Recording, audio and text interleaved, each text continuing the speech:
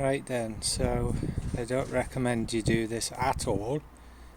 If you do it, it's your own responsibility for any injuries you get. But this is just to demonstrate how you could convert a water fire extinguisher to be a portable air tank. The extinguisher I'm using is the Commander's very similar ones that look the same with just different branding. If you look at the information, this model is a WSW-X9. The working pressure is 12 bar, testing pressure is 27 bar. So all I did was empty it out.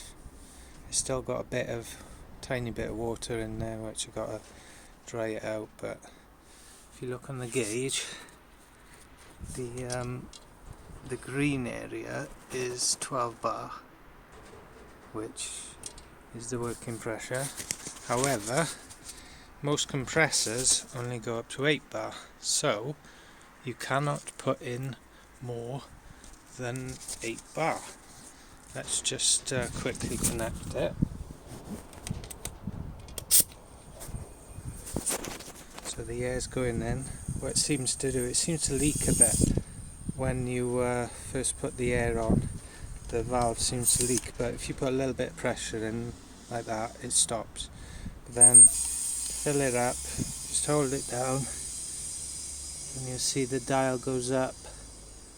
Not quite where it says 8.5. Earlier I had it up slightly more, but yeah, the compressor's just gone on, so yeah, let's disconnect it.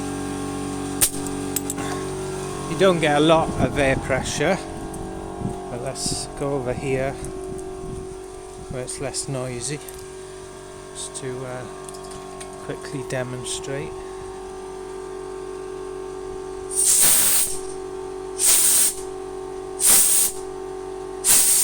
It won't last long, but you know, if you want to take it into your house, blow your computer out or something, or blow your keyboard, do a bit of dusting, it'll do the job.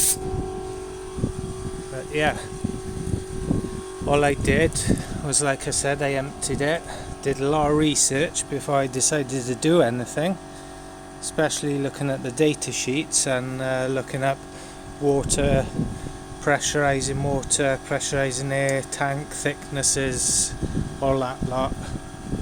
And what I ended up with, because a lot of people, they drill a hole and put a valve in, like a tyre valve.